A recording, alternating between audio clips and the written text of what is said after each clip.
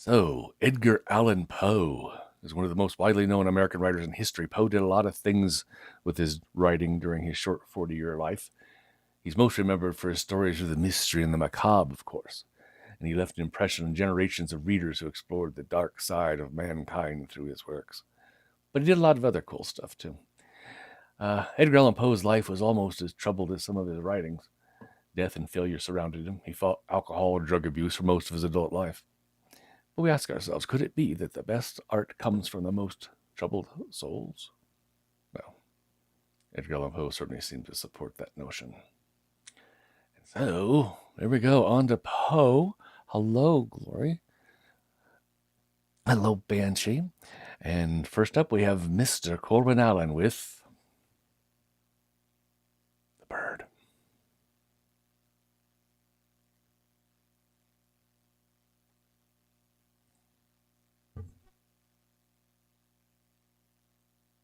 Well, good afternoon, good morning, good evening. How difficult to tell what time it is when you're trapped in a little room with fluorescent lights.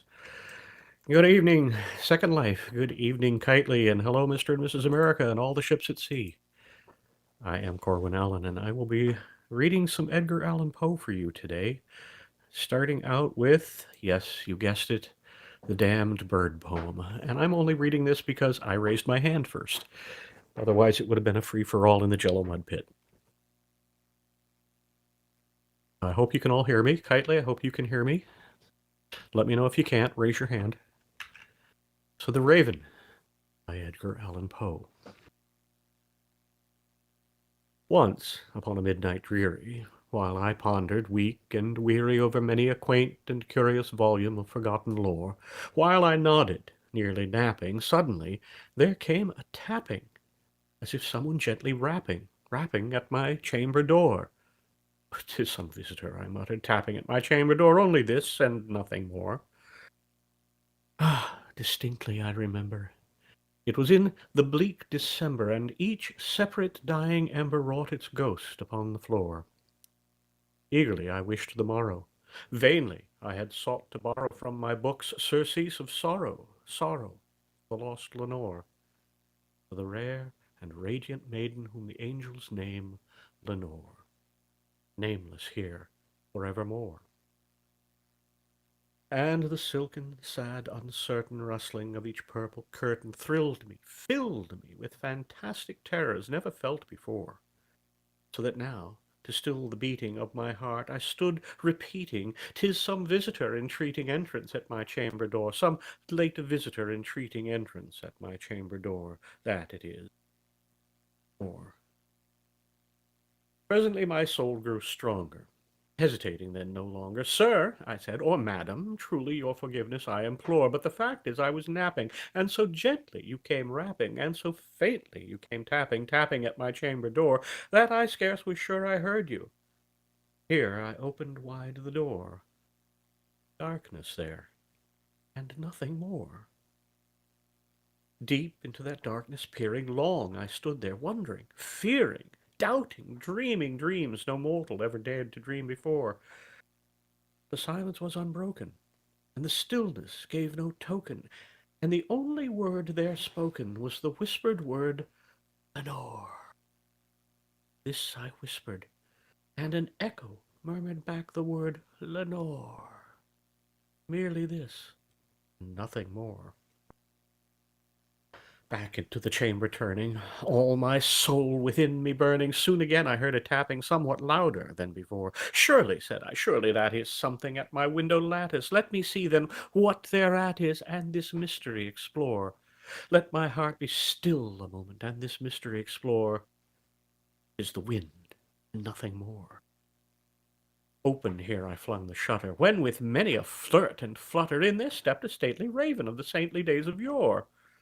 Not the least obeisance made he, not a minute stopped or stayed he, but with mien of lord or lady perched above my chamber door, perched upon a bust of Pallas just above my chamber door, perched and sat, and nothing more. Then this ebony bird beguiling my sad fancy into smiling by the grave and stern decorum of the countenance it wore, though it thy crest be shorn and shaven, thou, I said, art sure no craven. Ghastly, grim, and ancient raven wandering from the nightly shore, tell me what thy lordly name is on the night Plutonian shore. Quoth the raven, Nevermore. Much I marvelled this ungainly fowl to hear discourse so plainly, though its answer little meaning, little relevancy bore. For we cannot help agreeing that no living human being ever yet was blessed with seeing bird above his chamber door, bird or beast upon the sculpted bust above his chamber door, with such a name as Nevermore.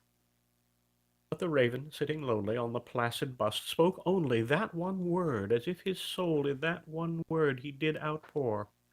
Nothing further than he uttered, not a feather than he fluttered, till I scarcely more than muttered, Other friends have flown before.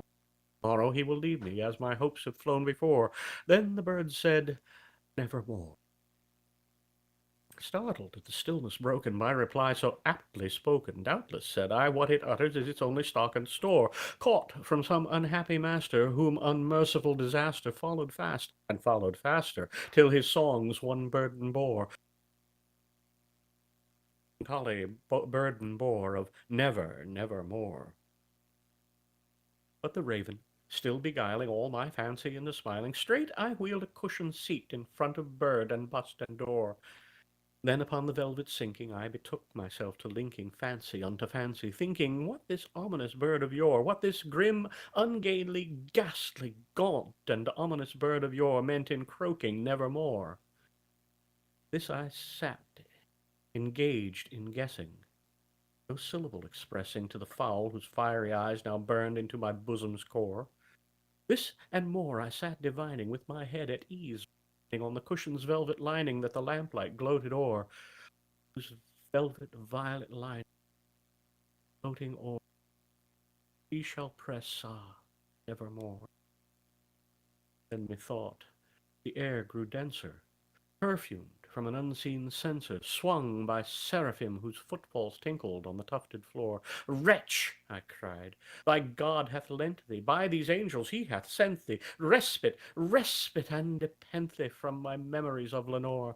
Quaff, oh quaff this kind nepenthe, and forget this lost Lenore. Quoth the raven, Nevermore. Prophet, said I, thing of evil, prophet still, if bird or devil, whether tempter sent or whether tempest tossed thee here ashore, desolate yet all undaunted, on this desert land enchanted, on this home by horror haunted, tell me, truly I implore, is there balm in Gilead? Tell me, I implore. Quoth the raven, Nevermore.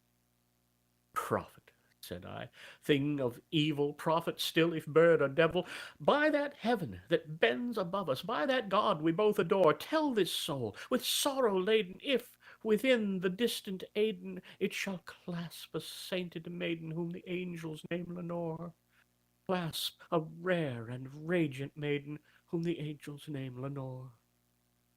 Quoth the raven, Nevermore.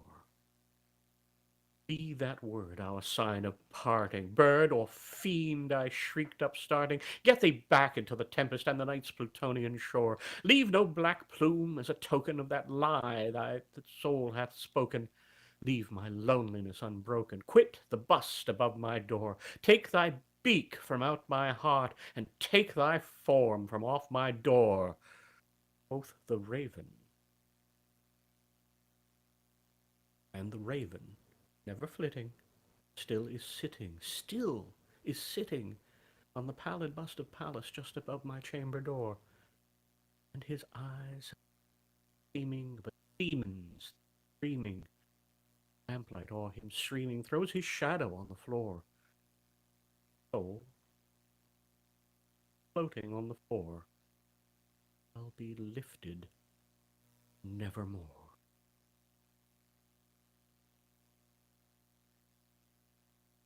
And that was The Raven, affectionately known as the Damned Bird poem. I do love that poem. It's such a great poem. Okay, next up, I have one of Poe's short stories, and after that, we will come to Mr. Kayden O'Connell, who will be reading some poetry. Poetry. See what I did there? It's hard not to.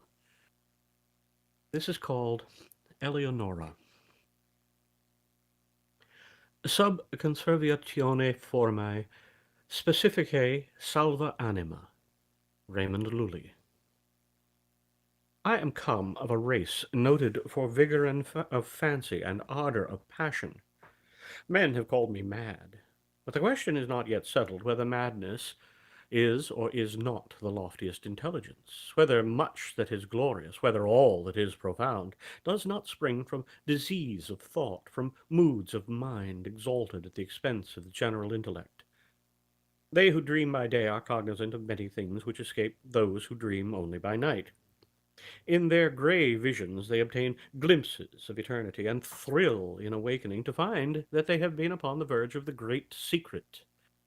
In snatches they learn something of the wisdom which is of good, and more of the mere knowledge which is of evil.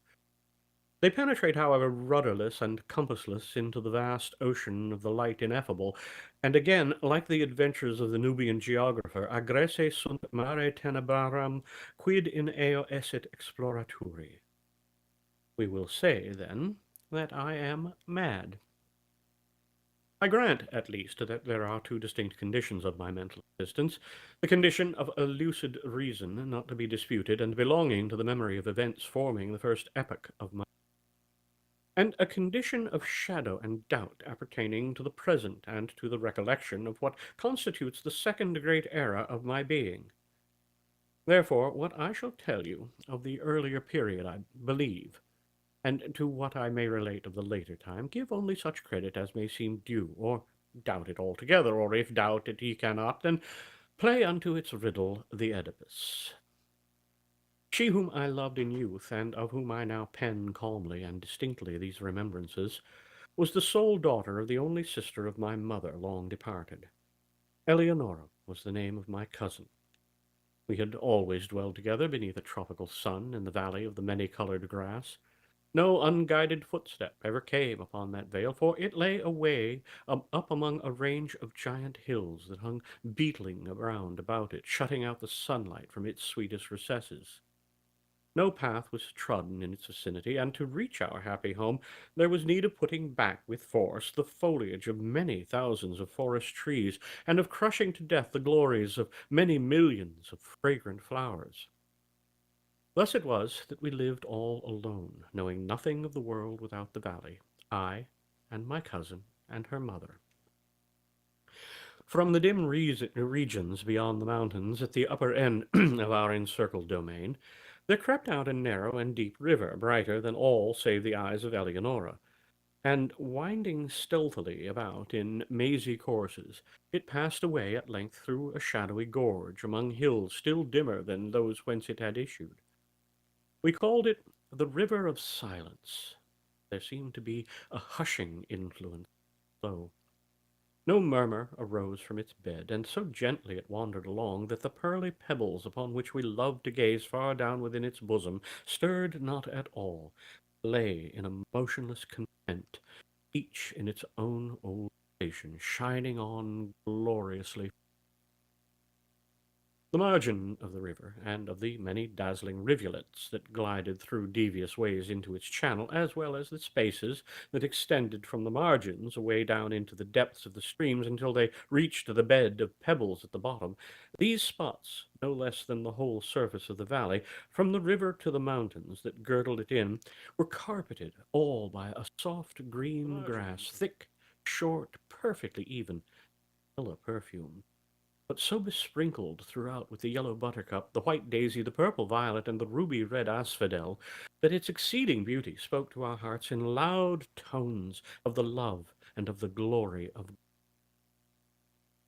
And here and there, in groves about this grass, like wildernesses of dreams, sprang up fantastic trees, whose tall, slender stems stood not upright, but slanted gracefully toward the light that peered at noonday into the center of the valley. Their mark was speckled with the vivid alternate splendor of ebony and silver, and was smoother than all save the cheeks of Ellen. so that but for the brilliant green of the huge leaves that spread from their summits in long, tremulous lines, dallying with the zephyrs, one might have fancied them giant serpents of Syria doing homage to their sovereign, the sun. Hand in hand about this valley for 15 years roamed I with Eleanora before love entered within our hearts. It was one evening, at the close of the third lustrum of her life, and of the fourth of my own, that we sat locked in each other's embrace beneath the serpent-like trees, and looked down within the water of the river of silence at our images therein. We spoke no words during the rest of that sweet day, and our words even upon the morrow were tremulous and few. We had drawn the god Eros wave, and now we felt that he had enkindled within us the fiery souls of our forefathers.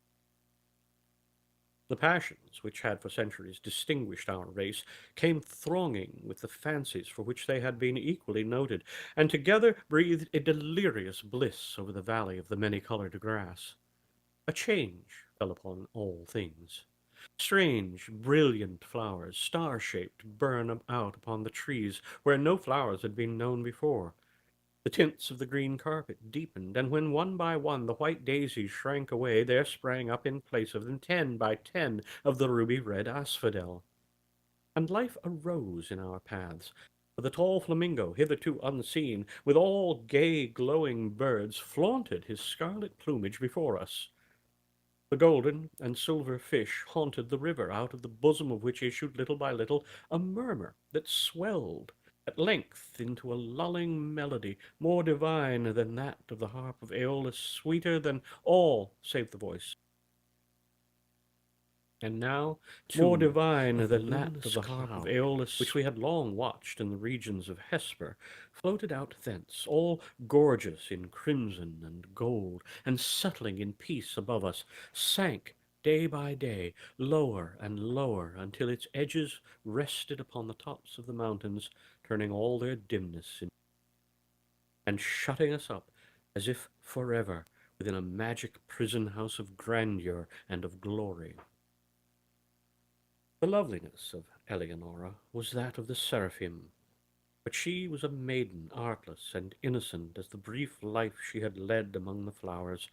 No guile disguised the fervor of love which animated her heart, and she examined with me its inmost recesses as we walked together in the valley of the many-colored grass, and discoursed of the mighty changes which had lately taken place therein. At length, having spoken one day in tears of the last sad change which must befall humanity, she thenceforward dwelt upon this one sorrowful theme, interweaving into all our converse, as in the songs of the bard of Shiraz, the same images are found occurring again and again in every impressive variation of phrase. She had seen that the finger of death on her bosom, that, like the ephemeron, she had been made perfect in loveliness only to die. But the terrors of the grave to her lay solely in a consideration which she revealed to me one evening at twilight by the banks of the river of silence. She grieved to think that, having entombed her in the valley of the many-colored grass, I would quit forever its happy recesses, transferring the love which now was so passionately her own to some maiden of the outer and everyday world. And then and there I threw myself hurriedly at the feet of Eleanora, and offered up a vow to herself and to heaven that I would never bind myself in marriage to any daughter of earth, that I would in no manner prove recreant to her dear memory, or to the memory of the devout affection with which she had blessed me. And I called the mighty ruler of the universe to witness the pious solemnity of my vow. Curse which I invoked of him and of her, a saint in Helusion, should I prove traitorous to that promise, involved a penalty to the exceeding great horror of will not permit me to make record of it. And the bright eyes of Eleanora grew brighter at my and she sighed as if a deadly burthen had been taken from her breast, and she trembled and very bitterly wept.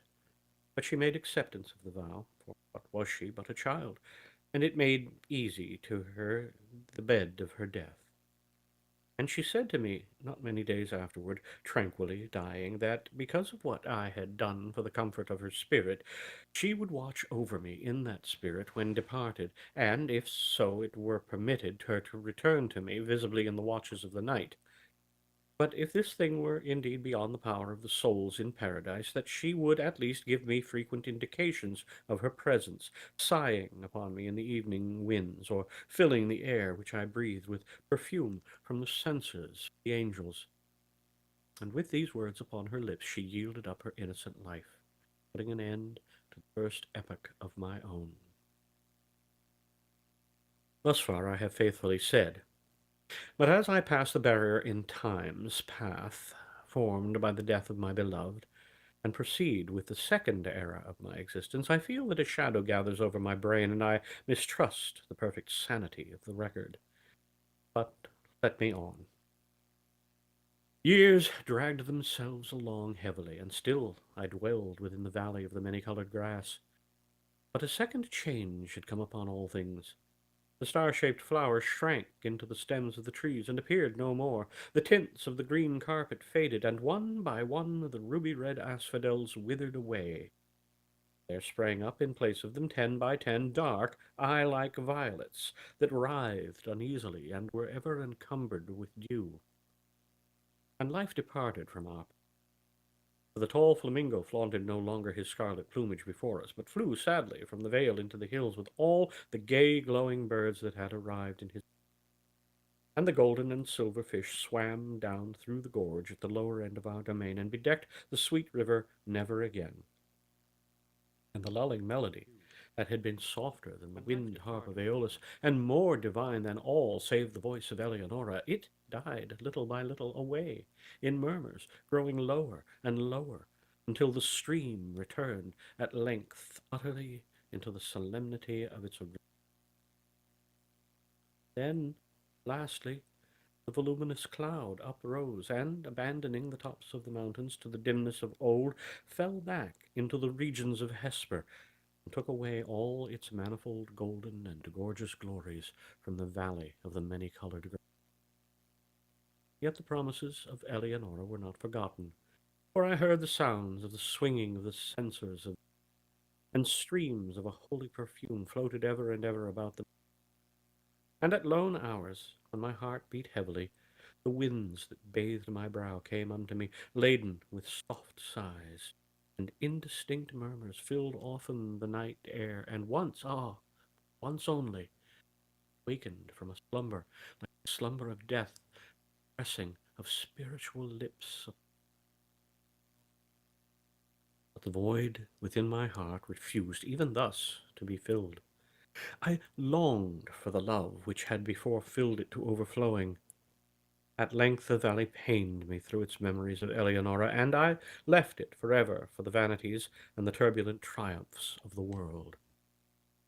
I found myself in a strange city where all things might have served to blot from recollection the sweet dreams I had dreamed so long in the valley of the many-colored grass. The pomps and pageantries of a stately court, and the mad clangor of arms, and the radiant loveliness of women bewildered and intoxicated my brain. But as yet my soul had proved true to its vows, and the indications of the presence of Eleanor were still given me in the silent hours of the night. Suddenly, these manifestations, they ceased, and the world grew dark before my eyes, and I stood aghast at the burning thoughts which possessed, at the terrible temptations which beset me.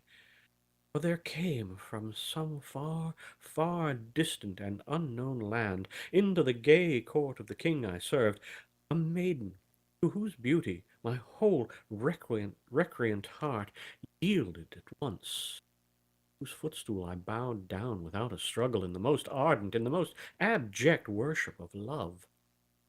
What, indeed, was my passion for the young girl of the valley in comparison with the fervor and the delirium and the spirit-lifting ecstasy of adoration with which I poured out my whole soul in tears at the feet of the ethereal Ermengarde? Oh, bright was the seraph Ermengarde, and in that knowledge I had room for none other. Oh, divine was the angel Ermengarde. I looked down into the depths of her memorial eyes. I thought only of them, of her. I wedded, nor dreaded the curse I had invoked, and its bitterness was not visited upon me. And once, but once again, in the silence of the night, there came through my lattice the soft sighs which had forsaken me, and they modelled themselves into familiar and sweet voice, saying, "Sleep in peace. For the spirit of love reigneth and ruleth, and, in taking to thy passionate heart her who is Ermengarde, art absolved, for reasons which shall be made known to thee in heaven. Vows."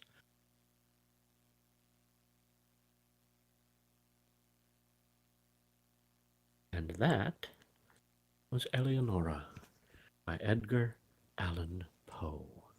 Thank you. Next up is Mr. Kayden O'Connell. Indeed.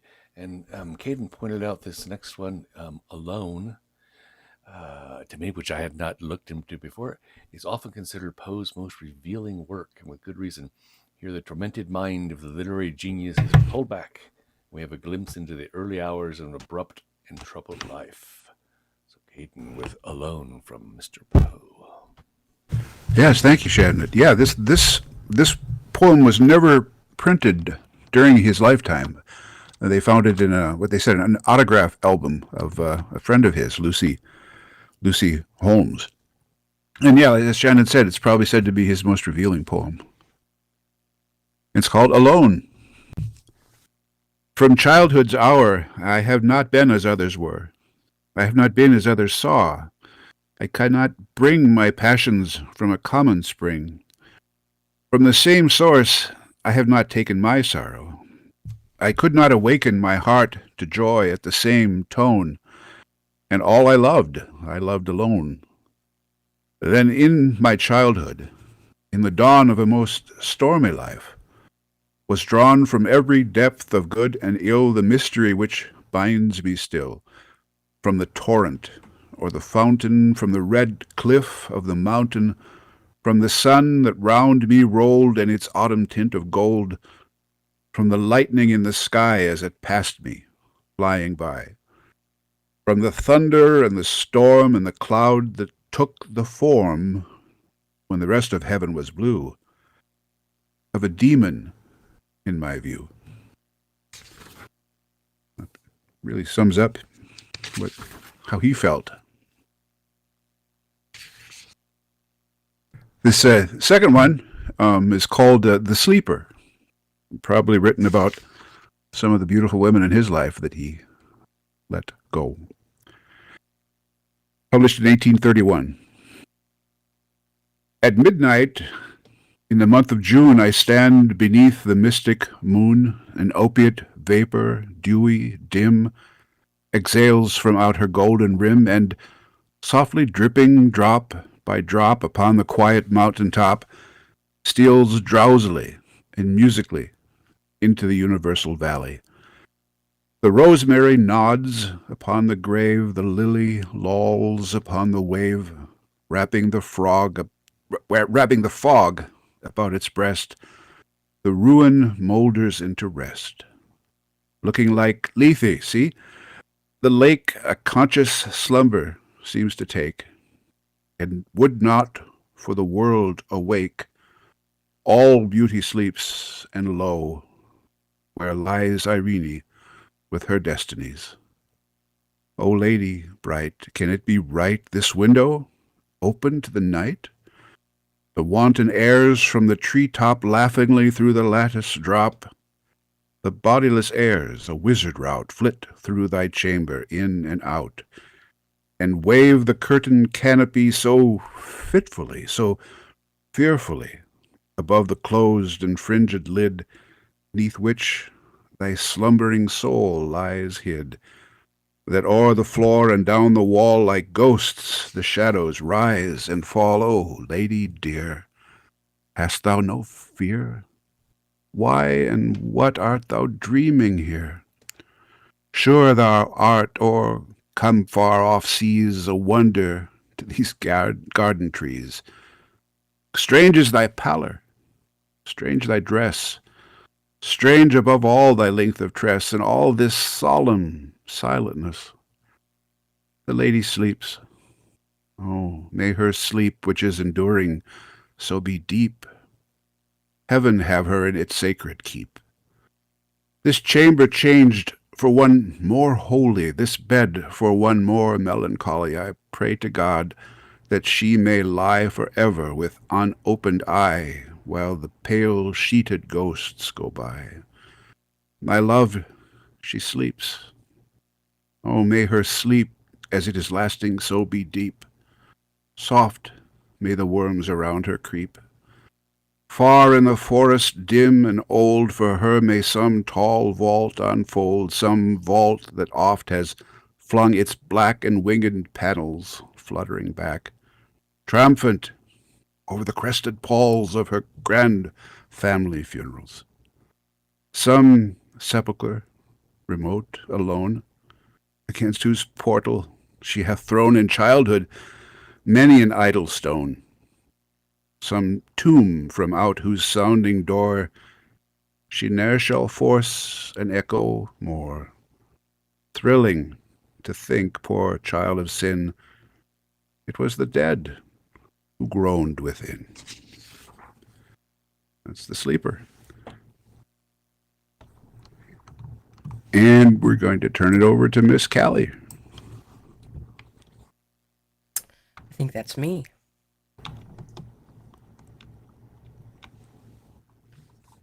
Well, let's see here. Oh, good, Glory's here. Glory has read this story as well. Actually, I think many of us have read this story. It's one of my favorite to do of the many. Oh, look at all these lovely. I am going to read Masque of the Red Death, but I need a little assistance here. Let's try this. Yeah, I think I need a little orbital help here. It's feeling like an orbital help kind of day. So, but this is one of my favorites to do, and I think Gloriana and I have talked about building this room at some point, having a party. Wouldn't that be great? So here we go. And in case it matters, I liked this poem before 2020. I mean, this story before 2020. But it just is seething with relevance. The Red Death had long devastated the country. No pestilence had ever been so fatal or so hideous. Blood was its avatar and its seal, the redness and the horror of blood. There were sharp pains and sudden dizziness, and then profuse bleeding at the pores with dissolution, the scarlet stains upon the body, and especially upon the face of the victim, were the pest ban which shut him out from the aid and from the sympathy of his fellow men. And the whole seizure, progress, and termination of the disease were the incidents of half an hour. But the Prince Prospero was happy and dauntless and sagacious. When his dominions were half depopulated, he summoned to his presence 1,000 hale and light-hearted friends from among the kings, the knights and dames of his court, and with these retired to the deep seclusion of one of his castellated abbeys. This was an extensive and magnificent structure, the creation of the prince's own eccentric yet august taste. A strong and lofty wall girded it in. This wall had iron gates. The courtiers, having entered, brought furnaces and massy hammers and welded the bolts. They resolved to leave means neither for ingress nor egress to the sudden impulses of despair or of frenzy from within. The abbey was amply provisioned. With such precautions, the courtiers might bid defiance to contagion. The external world could take care of itself. In the meantime, it was folly to grieve, or to think. The prince had provided all the appliances of pleasure. There were buffoons, there were improvisatori, there were ballet dancers, there were musicians, there was beauty, there was wine, All these and security were within. Without was the Red Death. It was toward the close of the 5th or 6th month of his seclusion, and while the pestilence raged most furiously abroad, that the Prince Prospero entertained his 1,000 friends at a masked ball of the most unusual magnificence. It was a voluptuous scene, that masquerade. But first, let me tell you of the rooms in which it was held. These were 7 an imperial suite. In many palaces, however, such suites form a long, straight vista, while the folding doors slide back nearly to the walls on either hand, so that the view of the whole extent is scarcely impeded. Here, the case was very different, as might have been expected from the Duke's love of the bizarre. The apartments were so irregularly disposed that the vision embraced little more than one at a time. There was a sharp turn at every 20 or 30 yards, and at every turn a novel effect. To the right and left, in the middle of each wall, a tall, narrow Gothic window looked out upon a closed corridor, which pursued the windings of the suite. These windows were of stained glass, whose color varied in accordance with the prevailing hue of the decorations of the chamber into which it opened. That at the eastern extremity was hung, for example, with blue, and vividly blue were its windows. The second chamber was purple, and its ornaments and tapestries, and here the panes were purple.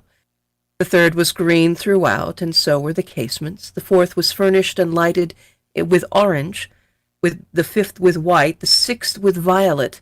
The 7th apartment was closely shrouded in black velvet tapestries that hung all over the ceiling and down the walls, falling in heavy folds upon a carpet of the same material and hue. But in this chamber only, the color of the windows failed to correspond with the decorations. The panes here were scarlet, a deep blood color. Now, in no one of the 7 apartments was there any lamp or candelabrum, amid the profusion of gold ornaments that lay scattered to and fro or depended from the roof. There was no light of any kind emanating from lamp or candle within the suite of chambers, but in the corridors that followed the suite, there stood opposite each window a heavy tripod bearing a brazier of fire that projected its rays through the tinted glass, so glaringly illumining the room, and thus were produced a multitude of gaudy and fantastic appearances. But in the western or black chamber, the effect of the firelight that streamed upon the dark hangings through the blood-tinted panes was ghastly in the extreme, and produced so wild a look upon the countenances of those who entered that there were few of the company bold enough to set foot within its precincts at all. It was in this apartment, also, that there stood against the western wall a giant clock of ebony. Its pendulum swung to and fro with a dull, heavy, monotonous clang. And when the minute hand made the circuit of the face and the hour was to be stricken, there came from the brazen lungs of the clock a sound which was clear and loud and deep and exceedingly musical, but of so peculiar a note and emphasis that at each lapse of an hour the musicians of the orchestra were constrained to pause momentarily in their performance to hearken to the sound, and thus the waltzers perforce ceased their evolutions, and there was a brief disconcert of the whole bright company. And while the chimes of the clock yet rang, it was observed that the giddiest grew pale, and the more aged and sedate passed their hands over their brows as if in confused reverie or meditation. But when the echoes had fully ceased, a light laughter at once pervaded the assembly. The musicians looked at each other and smiled as if at their own nervousness and folly, and made whispering vows to each other that with the next chiming of the clock should produce in them no similar emotion, and then, after the lapse of 60 minutes, which embrace 3,600 seconds of the time that flies, there came yet another chiming of the clock, and then were the same disconcert and tremulousness and meditation as before. But in spite of these things, It was a gay and magnificent revel. The tastes of the Duke were peculiar. He had a fine eye for colors and effect. He disregarded the decora of mere fashion. His plans were bold and fiery. His conceptions glowed with barbaric luster. There are some who would have thought him mad. His followers felt that he was not. It was necessary to hear and see and touch him to be sure that he was not. He had directed in great part the movable embellishments of the 7 chambers upon the occasion of this grand fete, and it was his own guiding taste which had given characters to the masqueraders. Be sure they were grotesque. There was much glare and glitter and piquancy and phantasm, much of what has been seen in Hernani. There were arabesque figures with unsuited limbs and appointments. There were delirious fancies such as the madman fashions. There was much of the beautiful, much of the wanton, much of the bizarre, something of the terrible, and not a little of that which might have excited disgust. To and fro in the 7 chambers there stalked, in fact, a multitude of dreams, and these, the dreams, writhed in and about, taking hue and color from the rooms and causing the wild music of the orchestra to seem to echo of their steps. And anon, there strikes the ebony clock, which stands in the hall of velvet, and then, for a moment, all is still, all is silent, save the voice of the clock. The dreams are stiff frozen as they stand, but the echoes of the chime die away. They have endured but an instant, and a light, half-subdued laughter floats after them as they depart. And now again the music swells, and the dreams live and writhe to and fro more merrily than ever, taking hue from the many-tinted windows through which stream the rays from the tripods. But to the chamber that which lies most westwardly of the 7, there are now none of the maskers who venture, for the night is waning away, and there flows a ruddier light through the blood-colored panes, and the blackness of the sable drapery appalls, and to him whose foot falls upon the sable carpet there comes from near the clock of ebony a muffled peal, more solemnly emphatic than any which reach their ears, who indulge in the more remote gaieties of the apartments. But these other apartments were densely crowded, and in them beat feverishly the heart of life. And the revel went whirling on until at length there commenced the sounding of the midnight upon the clock. And then the music ceased, as I have told, and the evolutions of the waltzers were quieted, and there was an uneasy cessation of all things as before.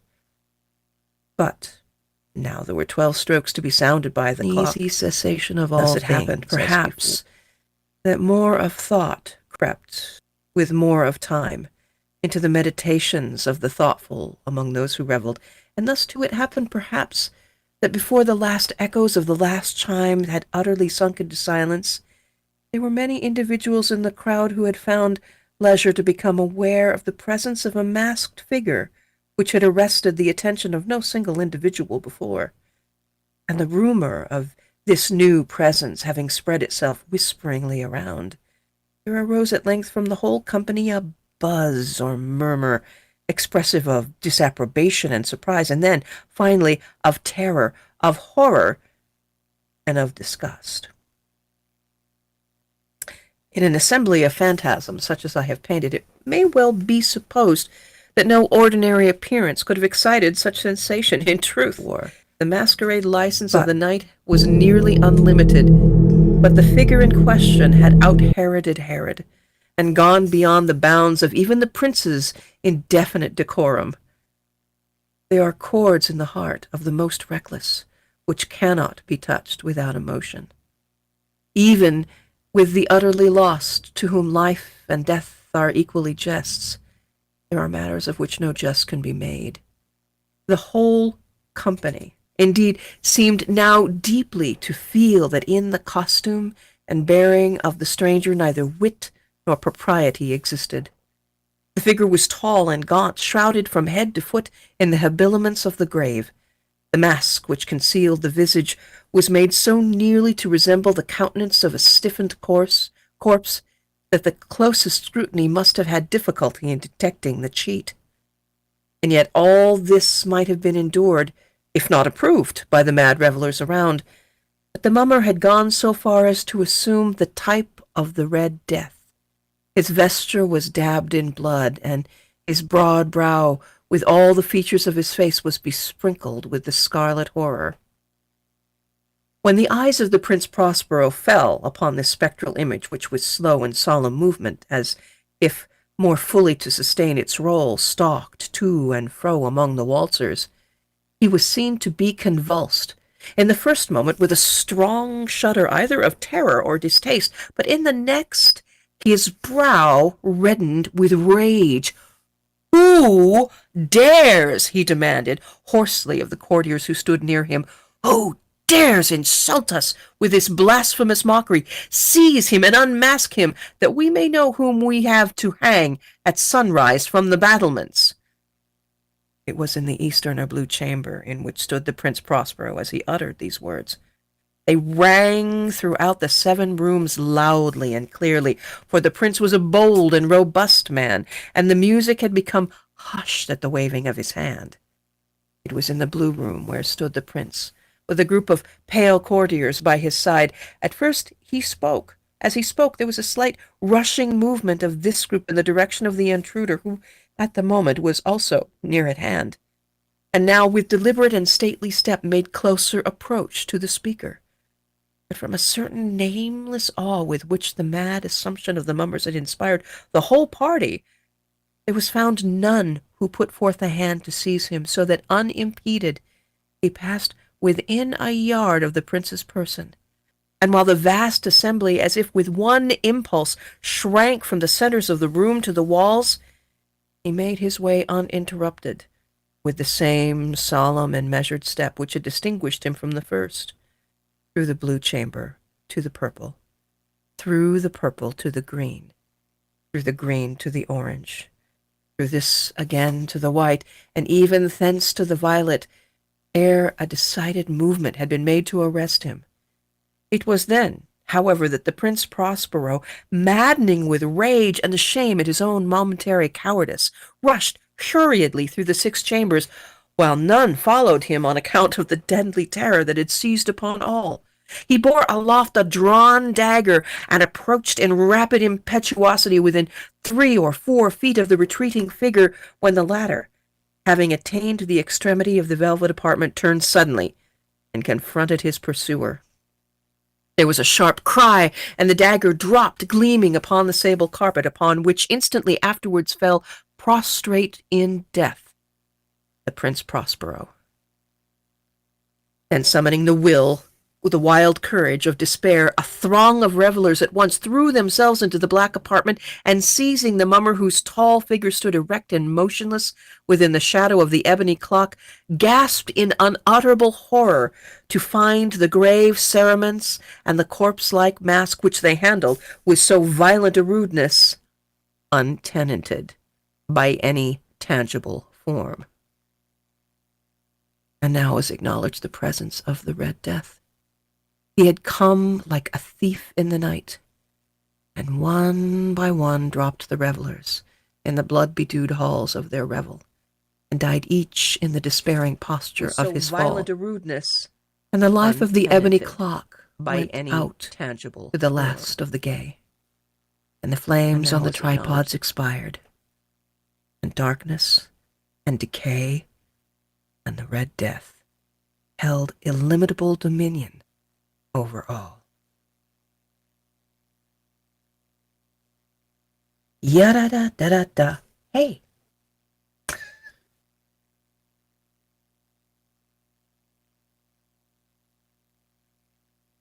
And I think, gosh darn, where is it? Hot diggity, no, that's fun to read. I believe that I am handing it back to Mr. Oconnell at this point. Yeah, thank you, Callie. Well done. I got nothing to hold in my hand, though, like that. Callie holds Betty things in her hands. She needs more hands. She does. She's well-handed, yes. I've got a few more, just a 3 more poems, more Poe poetry. This first one, though short, really says a lot about what we seek in life when we're looking for that ultimate prize that some spend their whole life seeking, and then maybe find it at the end. Anyway, this is Eldorado. Gaily bedight, a gallant knight, in sunshine and in shadow, had journeyed long, singing a song in search of Eldorado. But he grew old, this knight, so bold, and o'er his heart a shadow fell as he found no spot of ground that looked like Eldorado. And as his strength failed him at length, he met a pilgrim shadow. Shadow, said he, where can it be, this land of Eldorado? Over the mountains of the moon, down the valley of the shadow, ride, boldly ride, the shade replied, if you seek for Eldorado. Eldorado, that was published in 1849. More of the background of Mr. Poe from this poem, published in 1850, called A Dream Within a Dream. Take this kiss upon the brow, and in parting from you now, thus much let me vow, you are not wrong who deem that my days have been a dream. Yet, if hope has flown away in a night, or in a day, in a vision, or in none, is it therefore the less gone? All that we see or seem is but a dream within a dream. I stand amid the roar of a surf-tormented shore, and I hold within my hand grains of the golden sand. How few, yet how they creep through my fingers to the deep, while I weep, while I weep. Oh God, can I not grasp them with a tighter clasp? Oh God, can I not save one from the pitiless wave? Is all that we see or seem but a dream within a dream? One more. This is called For Annie. I'm not sure if this was also written for the same Annie of Annabel Lee, but this is Poe's poem for her. Thank heavens the crisis, the danger is past, and the lingering illness is over at last, and the fever called living is conquered at last.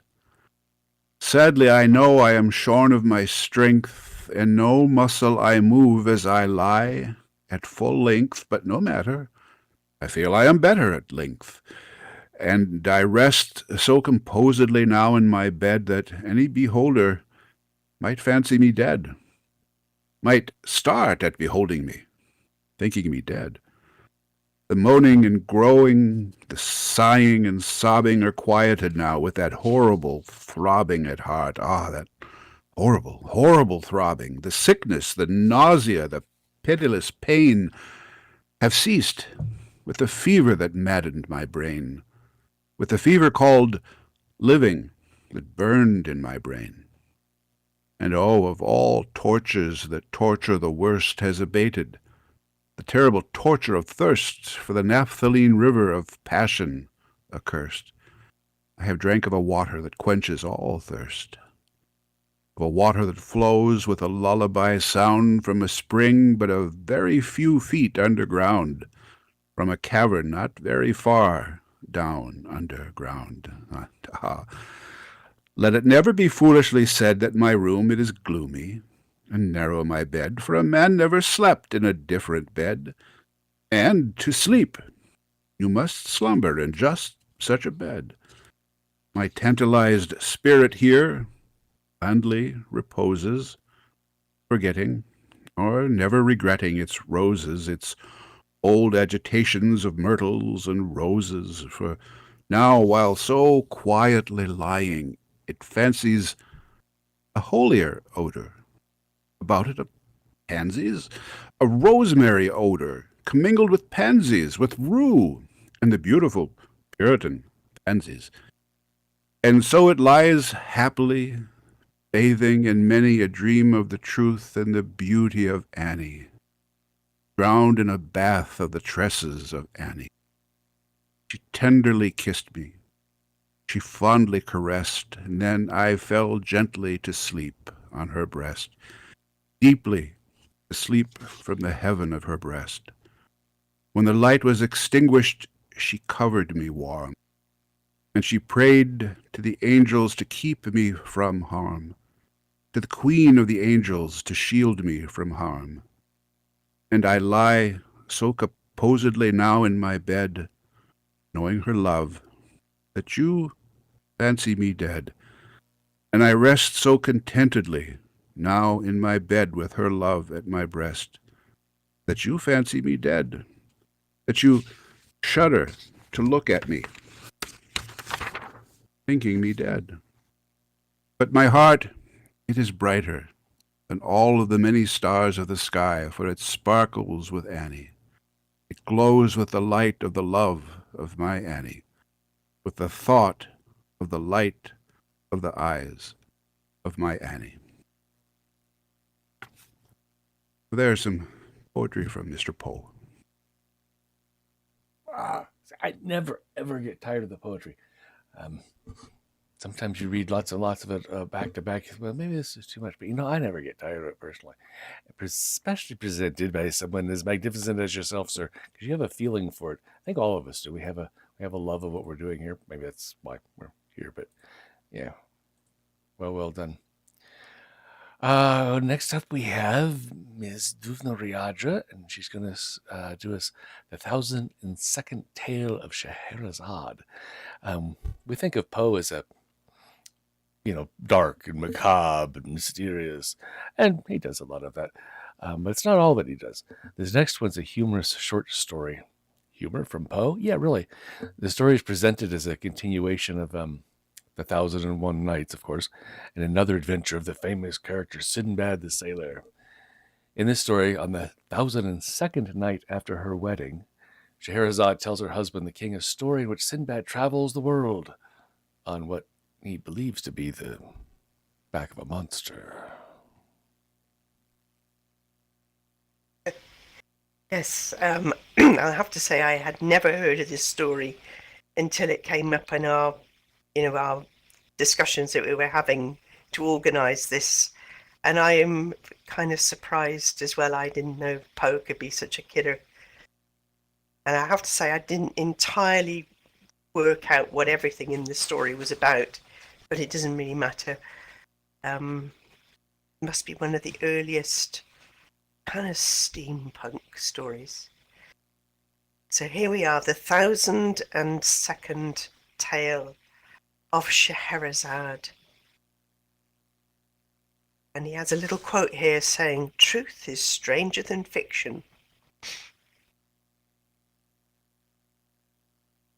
Having had occasion lately in the course of some Oriental investigations to consult the Tell Me Now Is It True or Not, a work which, like the Zohar of Simeon Yochaides, is hardly known at all, even in Europe, and which has never been quoted, to my knowledge, by any American, except perhaps the author of the Curiosities of American Literature, having had occasion, I say, to turn over some pages of the first mentioned very remarkable work. I was not a little astonished to discover that the literary world has hitherto been strangely in error respecting the fate of the vizier's daughter Scheherazade, as that fate is depicted in the Arabian Nights, and that the denouement there given, if not altogether inaccurate as far as it goes, is at least to blame in not having gone very much further. For full information on this interesting topic, I must refer the inquisitive reader to the Is It True or Not itself. But in the meantime, I shall be pardoned for giving a summary of what I there discovered. It will be remembered that in the usual version of the tales, a certain monarch, having good cause to be jealous of his queen, not only puts her to death, but makes a vow by his beard and the prophet to espouse each night the most beautiful maiden in his dominions, and the next morning to deliver her up to the executioner. having fulfilled this vow for many years to the letter and with a religious punctuality and method that conferred great credit upon him as a man of devout feeling and excellent sense, he was interrupted one afternoon, no doubt at his prayers, by a visit from his Grand Vizier, to whose daughter, it appears, there had occurred an idea. Her name was Scheherazade, and her idea was that she would either redeem the land from the depopulating tax upon its beauty, or perish after the approved fashion of all heroines in the attempt. Accordingly, and although we do not find it to be a leap year, which makes the sacrifice more meritorious, she deputizes her father, the Grand Vizier, to make an offer to the king of her hand. This hand the king eagerly accepts. He had intended to take it at all events, and had put off the matter from day to day only through fear of his vizier. But on accepting it now, he gives all parties very distinctly to understand that, Grand Vizier or no Grand Vizier, he has not the slightest design of giving up one iota of his vow or its privileges. When, therefore, the fair Scheherazade insisted upon marrying the king, and did actually marry him, despite her father's excellent advice not to do anything of the kind, when she would and did marry him, I say, will I, nil I, it was with her beautiful black eyes, as thoroughly open as the nature of the case would allow. It seems, however, that this politic damsel, who'd been reading Machiavelli, no doubt, had a very ingenious little plot in her mind. On the night of the wedding she contrived, upon I forget what specious pretence, to have her sister occupy a couch sufficiently near that of the royal pair to admit of easy conversation from bed to bed, and a little before cock-crowing she took care to awaken the good monarch, her husband, who bore her none the worse will because he intended to wring her neck on the morrow. She managed to awaken him, I say, although, on account of a capital conscience and an easy digestion, he slept well, by the profound interest of a story about a rat and a black cat, I think, which she was narrating, all in an undertone, of course, to her sister. When the day broke, it so happened that this story was not altogether finished, and that Scheherazade, in the nature of things, could not finish it just then, since it was high time for her to get up and be strung, being very little more pleasant than hanging, only a trifle more genteel. The king's curiosity, however, prevailing, I'm sorry to say, even over his sound religious principles, induced him for this once to postpone the fulfilment of his vow until the next morning, for the purpose and with the hope of hearing that night how it fared in the end with the black cat. I'm sure it was a black cat, and the rat. The night having arrived, however, the Lady Scheherazade not only put the finishing stroke to the black cat and the rat, I think the rat was blue, but before she well knew what she was about, she found herself deep in the intricacies of a narration having reference, if I'm not altogether mistaken, to a pink horse with green wings, that went in a violent manner by clockwork and was wound up with an indigo key. With this history, the king was even more profoundly interested than with the other, and as the day broke before its conclusion, notwithstanding all the queen's endeavours to get through with it in time for the bowstringing, there was again no resource but to postpone that ceremony as before for 24 hours. The next night there happened a similar accident with a similar result, and the next, and then again the next, so that in the end the good monarch, having been unavoidably deprived of all opportunity to keep his vow during a period of no less than 1,001 nights, either forgets it altogether by the expiration of this time, or gets himself absolved of it in the regular way, or, what is more probable, he breaks it outright, as well as the head of his father confessor. At all events, Scheherazade, who, being lineally descended from Eve, fell heir perhaps to the whole 7 baskets of talk which the latter lady, we all know, picked up from under the trees in the Garden of Eden. Scheherazade, I say, finally triumphed, and the tariff upon beauty was repealed.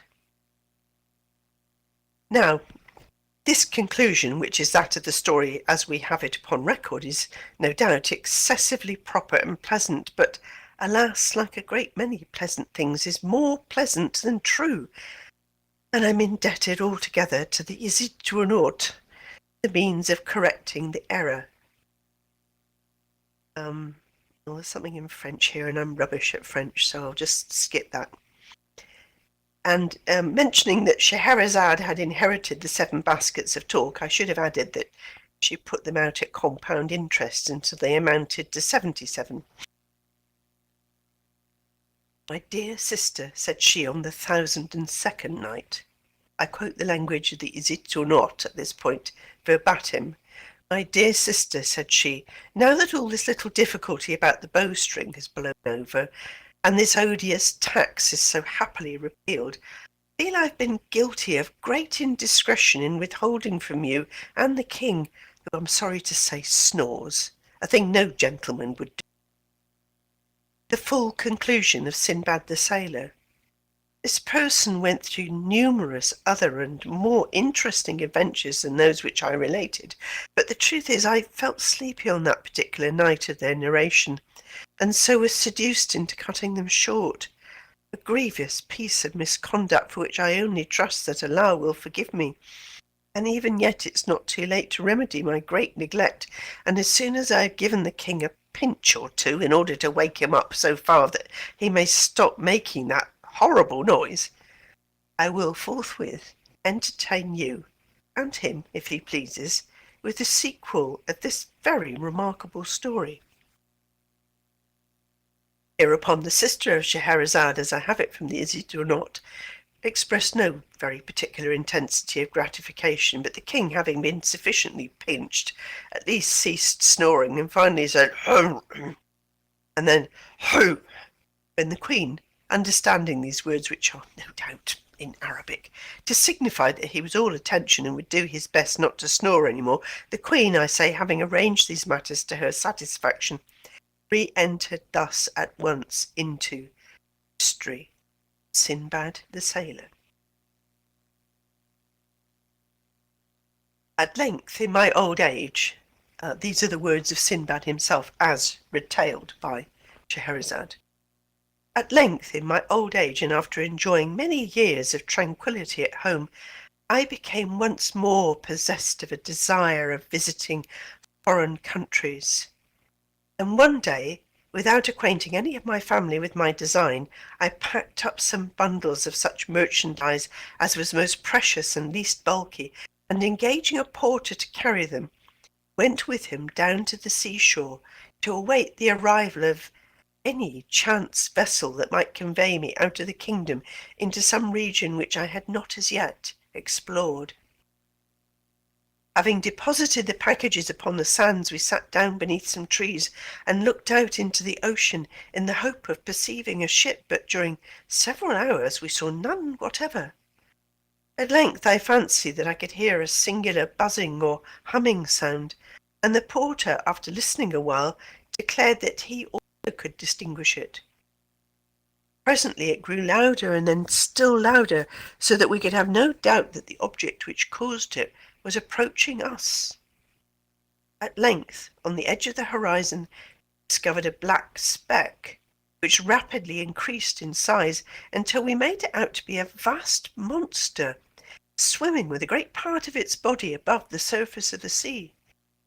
It came towards us with inconceivable swiftness, throwing up huge waves of foam around its breast, and illuminating all that part of the sea through which it passed with a long line of fire extended far off into the distance.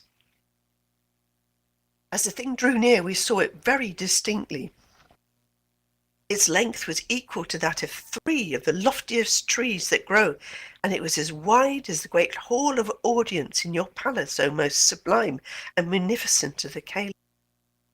Its body, which was unlike that of ordinary fishes, was as solid as a rock, of a jetty blackness throughout all that portion of it which floated above the water, with the exception of a narrow blood-red streak that completely begirdled it. Belly, which floated beneath the surface and which we could only get a glimpse of now and then as the monster rose and fell with the billows, was entirely covered with metallic scales of a colour like that of the moon in misty weather. The back was flat and nearly white, and from it there extended upwards 6 spines about half the length of the whole body.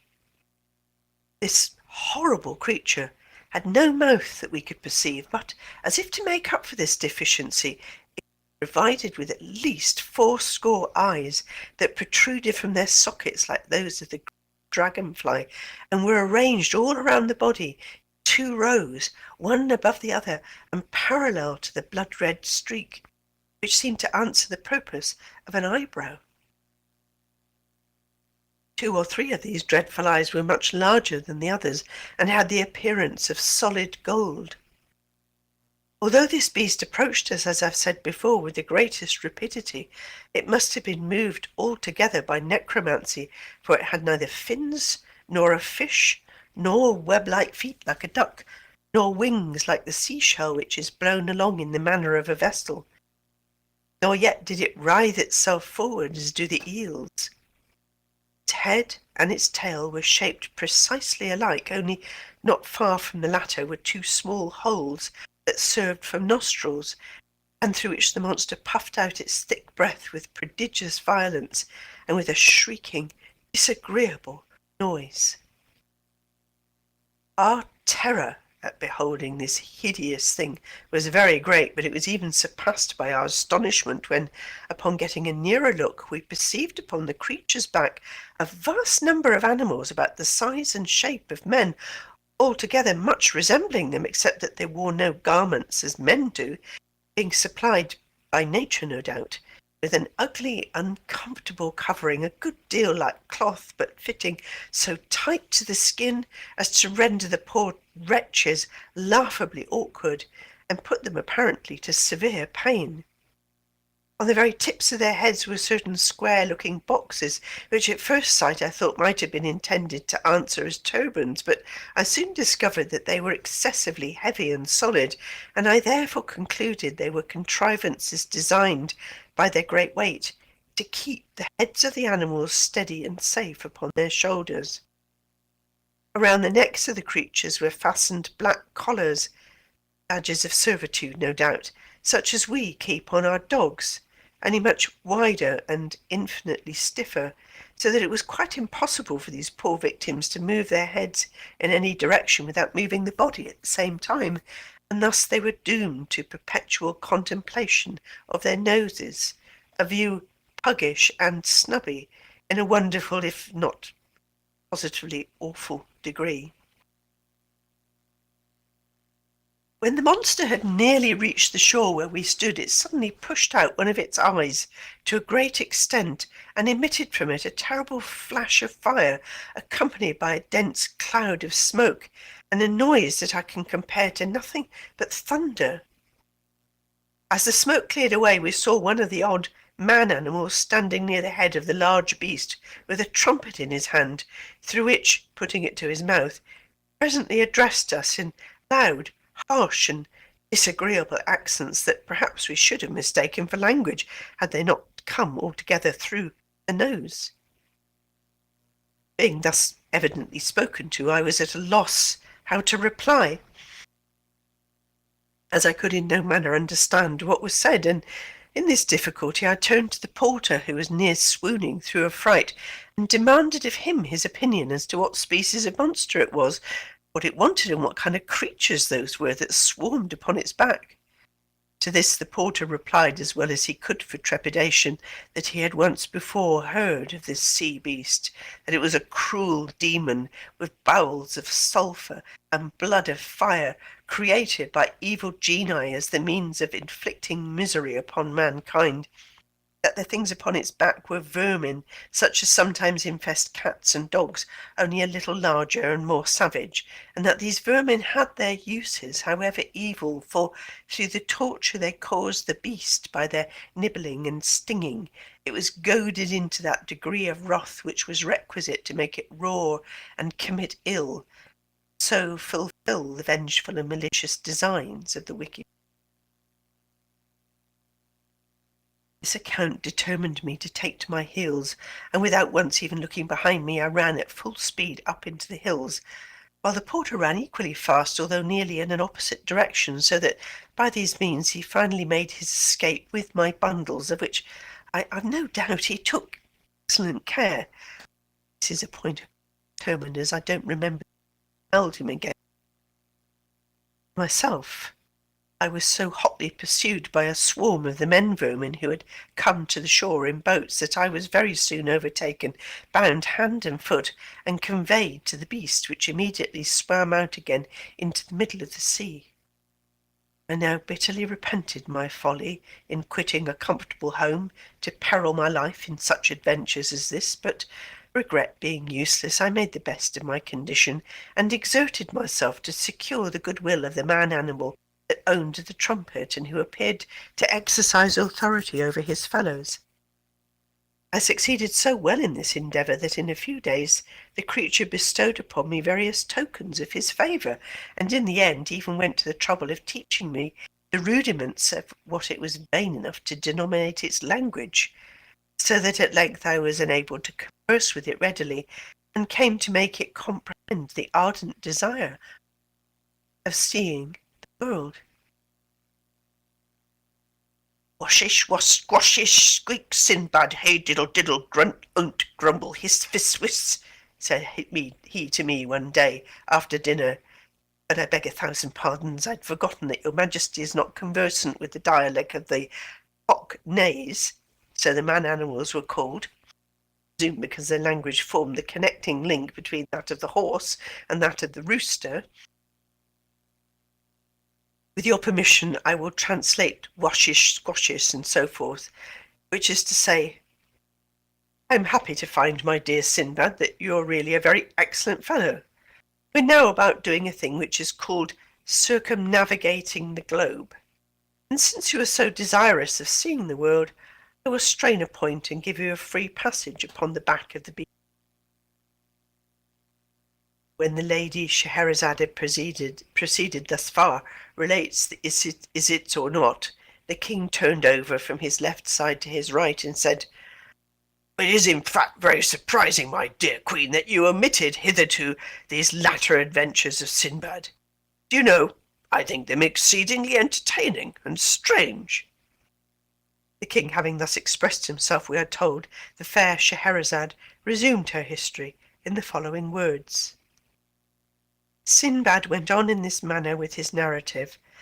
I thanked the man-animal for its kindness, and I soon found myself very much at home on the beast, which swam at a prodigious rate through the ocean, although the surface of the latter is in that part of the world by no means flat, but round like a pomegranate, so that we went, so to say, either uphill or downhill all the time. Well, that I think was very singular, interrupted the king. Nevertheless, it is quite true, Scheherazade. I have my doubts, rejoined the king, but pray be so good as to go on with the story. I will, said the queen. The beast, continued Sinbad to the caliph, swam, as I have related, uphill and downhill, until at length we arrived at an island many hundreds of miles in circumference, but which nevertheless had been built in the middle of the sea by a colony of little things like caterpillars. Said the king. Leaving this island, said Sinbad, for Scheherazade, it must be understood, took no notice of her husband's ill-mannered exclamations. Leaving this island, we came to another where the forests were of solid stone, and so hard that they shivered to pieces the finest tempered axes with which we endeavoured to cut them down. Said the king again, but Scheherazade paid him no attention and carried on in the language of Sinbad. Passing beyond this last island, we reached a country where there was a cave that ran to the distance of 30 or 40 miles in the bowels of the earth, and that contained a greater number of far more spacious and more magnificent palaces than are to be found in all Damascus and Baghdad. From the roofs of these palaces there hung myriads of gems like diamonds, but larger than men, and in among the streets and towers and pyramids and temples there flowed immense rivers as black as ebony and swarming with fish that had no eye. Said the king. We then swam into a region of the sea where we found a lofty mountain down whose side there streamed torrents of melted metal, some of which were 12 miles wide and 60 miles long, while from an abyss on the summit issued so vast a quantity of ashes that the sun was entirely blotted out from the heavens. It became darker than midnight, so that when we were even at the distance of 150 miles from the mountain, it was impossible to see the whitest object, however close we held it to our eyes. Said the king. After quitting this coast, the beast continued his voyage until we met with a land in which the nature of things seemed reversed, for here we saw a lake, at the bottom of which, more than 100 feet beneath the surface of the water, there flourished in full leaf a forest of tall and luxuriant trees. Said the king. Some 100 miles further on brought us to a climate where the atmosphere was so dense as to sustain iron or steel, just as our own does a feather. Oh, fiddle-dee-dee, said the king. Proceeding still in the same direction, we presently arrived at the most magnificent region. Through it there meandered a glorious river for several thousands of miles. This river was of unspeakable depth and of a transparency richer than that of amber.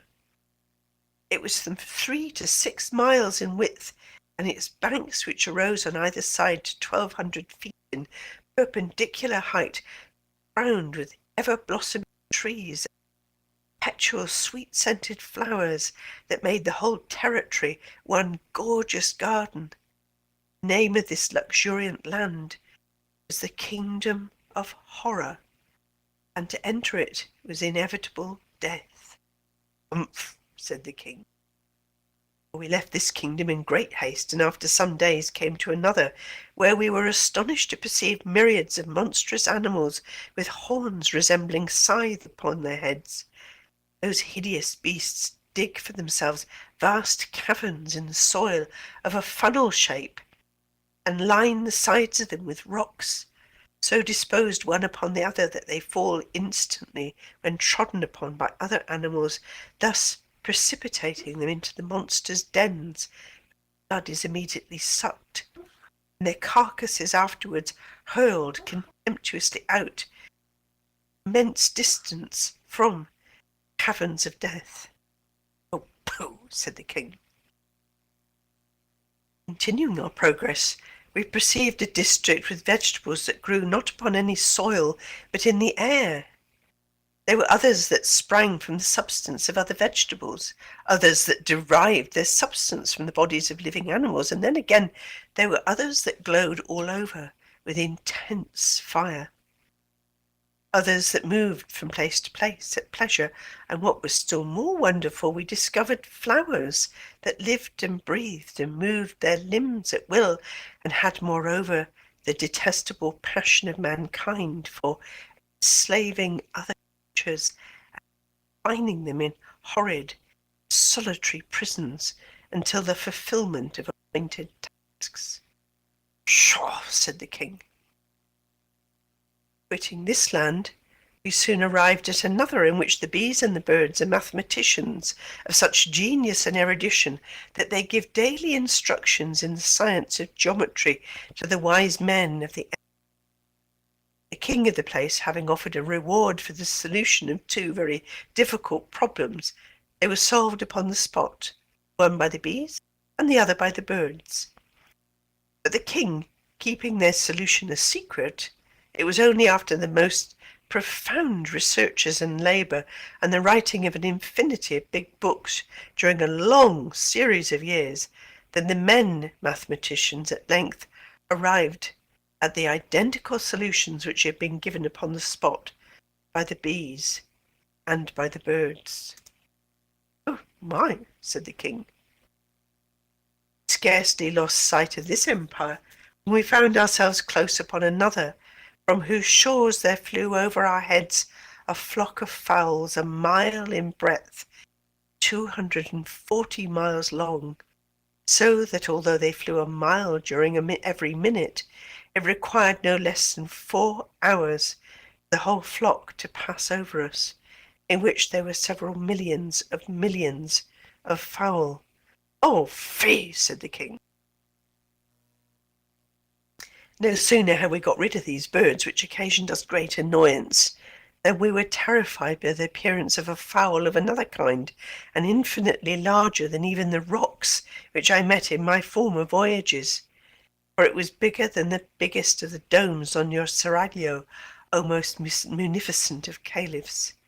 This terrible fowl had no head that we could perceive, but was fashioned entirely of belly, which is of a prodigious fatness and roundness, of a soft-looking substance, smooth, shining, and striped with various colours.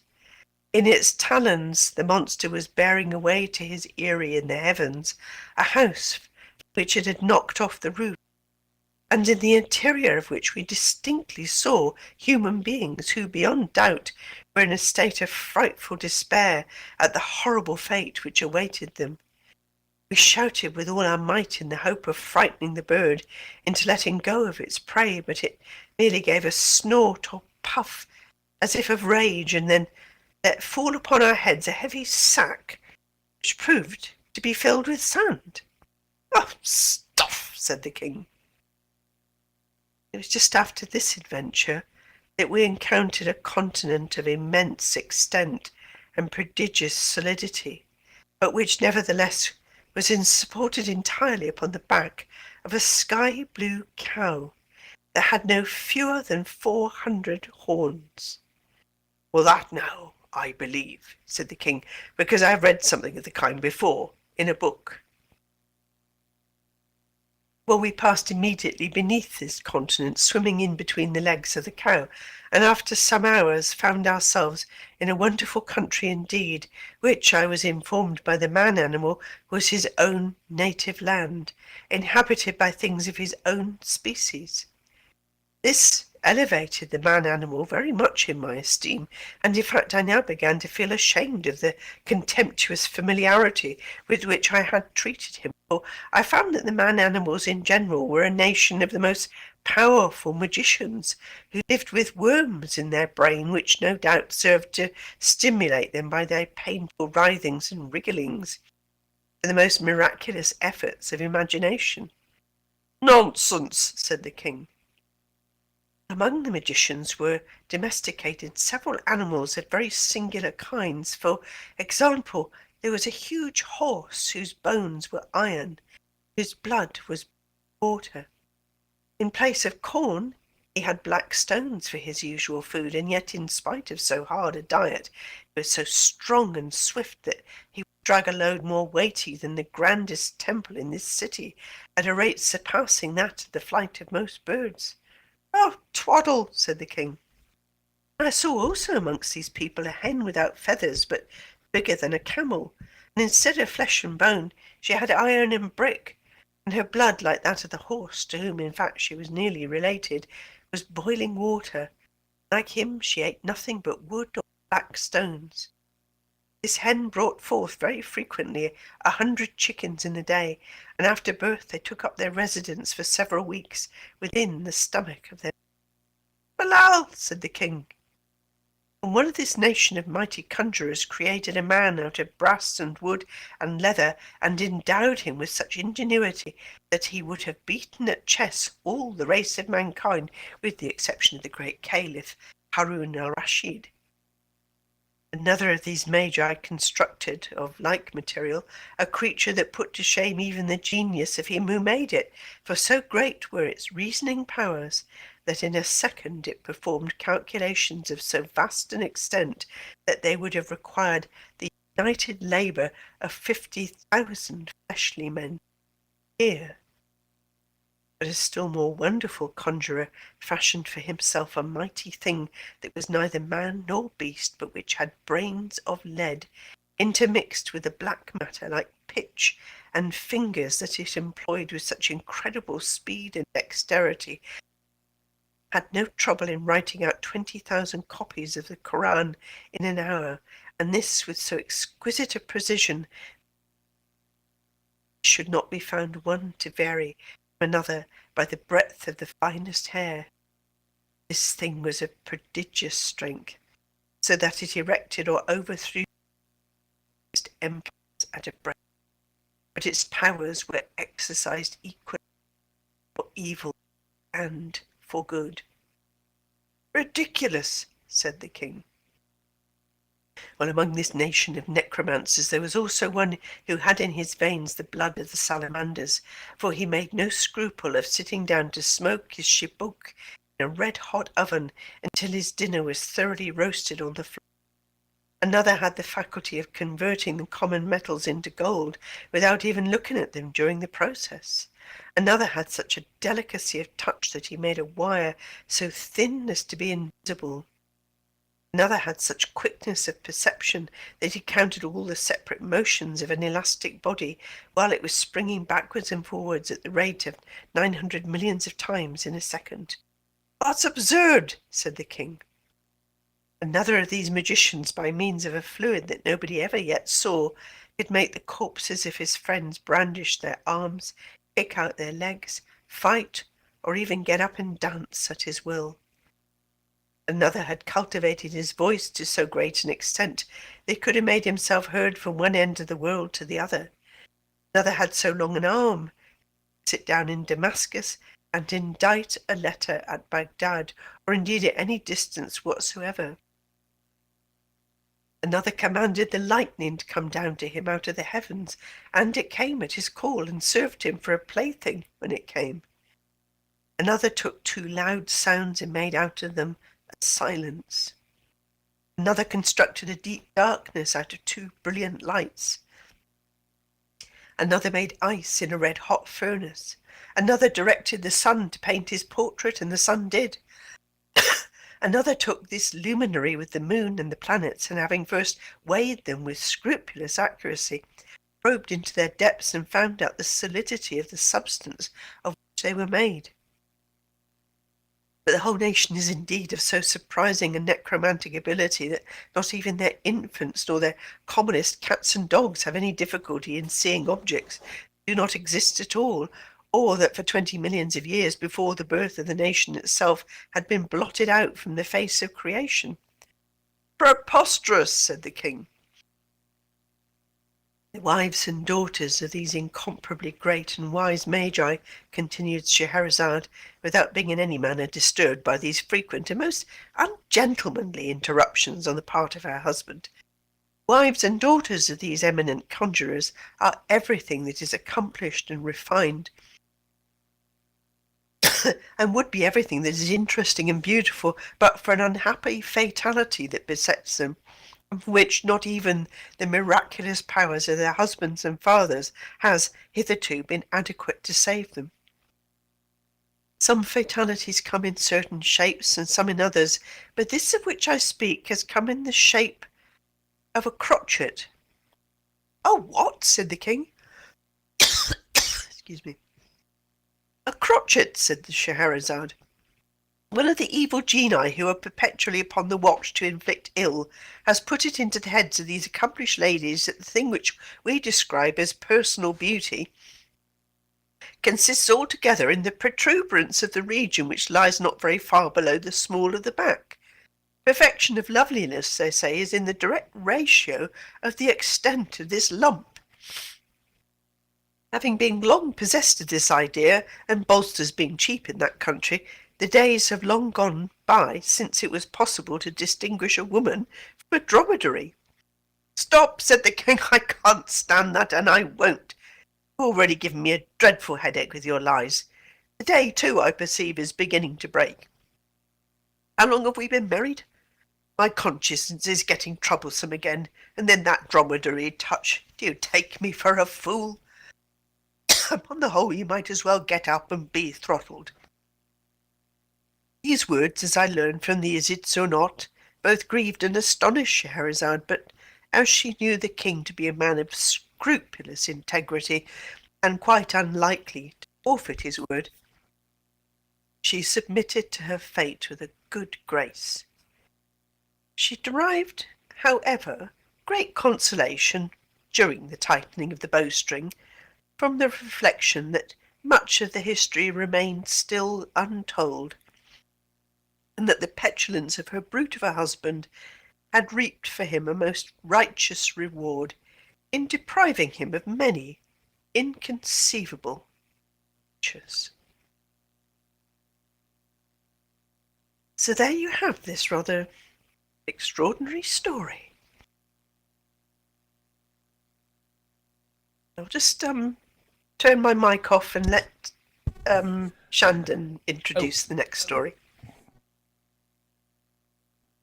Actually, you're going to do it for us, all right? The Shadow? The Shadow, a Parable. There, I guess that's it. That's all I got. So, go for it. Just needed to have a cough. Sorry about that. I had some clever stuff all written up to tell you all about Shadow, a Parable. Only I grabbed this stuff, Silence, a Fable instead. So we're not doing that poem. So take it away. Okay, but you did say that the first words of it are also in the first bit of music you're going to play in the music event? Our first song is called The Darkest Hour by Nox Arcana, and they're primarily instrumental, but they have some spoken stuff too.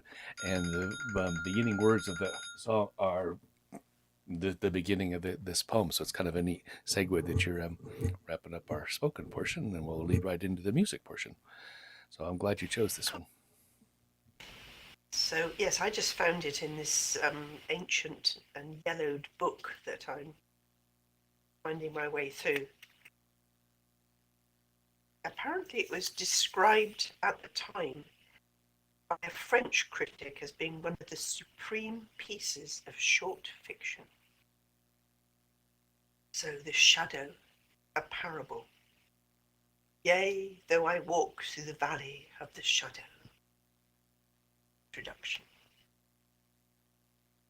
Ye who read are still among the living, but I who write shall have long since gone my way into the region of shadows.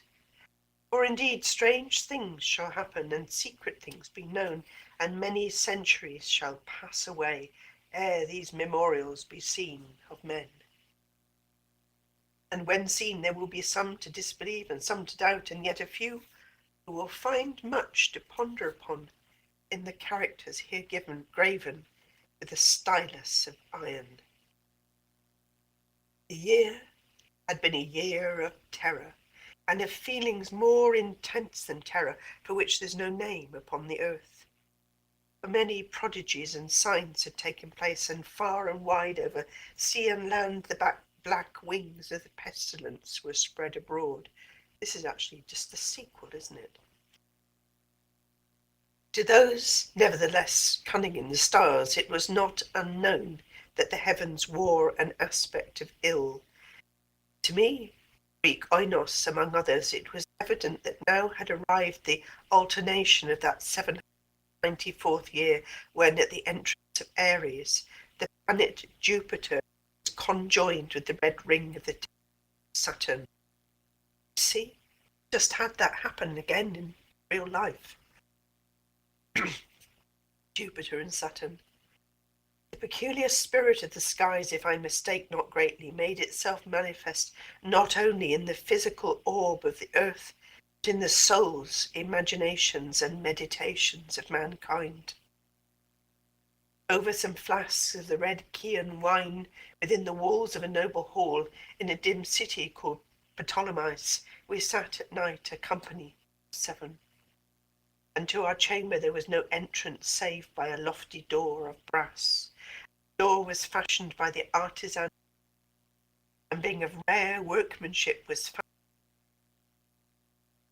Black draperies likewise in the gloom shut out from our view the moon, the lurid stars, the people of the streets, but the boding and the memory of evil, they would not be so excluded. There were things around us and about us of which I can render no distinct account, things material and spiritual, heaviness in the atmosphere, a sense of suffocation, anxiety, and above all that terrible state of existence which the nervous experience when the senses are keen, awake. Meanwhile the powers of thought lie dormant. Dead weight hung upon us. It hung upon our limbs, upon the household furniture, upon the goblets from which we drank, and all things were depressed and borne down thereby. All things save only the flames, lamps, revel, uprearing themselves in tall, slender lines of light, they thus remained burning, all pallid and motionless. And in the mirror which their lustre formed upon the round table of ebony at which we sat, each of us there assembled beheld the pallor of his own countenance, the unquiet glare in the downcast eyes of his companions. Yet we laughed and were merry in our proper way, which was hysterical, and sang the songs of Anacreon, which are madness, and drank deeply, although the purple wine reminded us of blood. For there was yet another tenant of our chamber in the person of young Zoilus. Dead, and at full length he lay, enshrouded, the genius and the demon of the scene. Alas, he bore no portion in our mirth, save that its save that his countenance, distorted with the plague, and his eyes, in which death had but half extinguished the fire of the pestilence, seemed to take such interest in our merriment as the dead may haply take in the merriment of those who. But although I, Oinos, felt that the eyes of the departed were upon me,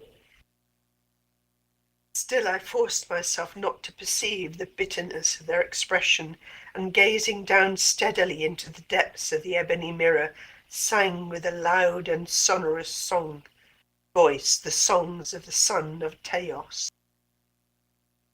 But gradually my songs ceased, and their echoes, rolling afar among the sable draperies of the chamber, became weak and undistinguishable, and so faded away.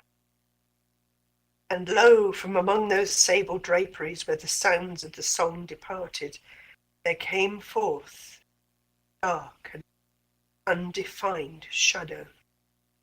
Shadow such as the moon, when low in heaven, might fashion from the figure of a man. But it was the shadow neither of man nor of God, nor of any familiar thing. And quivering a while amongst the draperies of the room, it at length rested in full view, surface brass. The shadow was vague and formless and indefinite, and was as the shadow neither of man nor God, neither god of Greece nor god of Chaldea, nor any Egyptian god. The shadow rested upon the brazen doorway, and under the arch of the entablature of the door, and moved not, nor spoke any word, but there became stationary, and remained. And the door whereupon the shadow rested was, if I remember aright, over against the feet of young Zoilus, shrouded. But we, 7 there assembled, dared not steadily behold it, but cast down our eyes and gazed continually into the depths of ebony.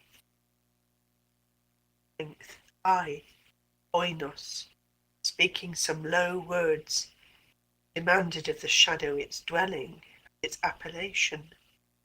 And the shadow answered, I am Shadow, and my dwelling is near to the catacombs of Ptolemais, and hard by those dim plains of Helusion which border upon the foul Caronian Canal. And then did we, the seven, start from our seats in horror and stand trembling and shuddering and aghast. Tones in the voice of the shadow were not the tones of any one being, but of a multitude of beings, and varying in their cadences from syllable to syllable, skilly. Well remembered accents, many thousand parted friends. So there you go. And I have brought us to the top of the hour, Shandon. I thought I wouldn't You did last it. that long. Fabulous. Wow, guys. You all give me shivers sometimes. So very, very, very good. Thank you. Wow. Well, I've had a lot of fun this week with Poe and his birthday. Capping it off with you all was just spectacular. Thank you.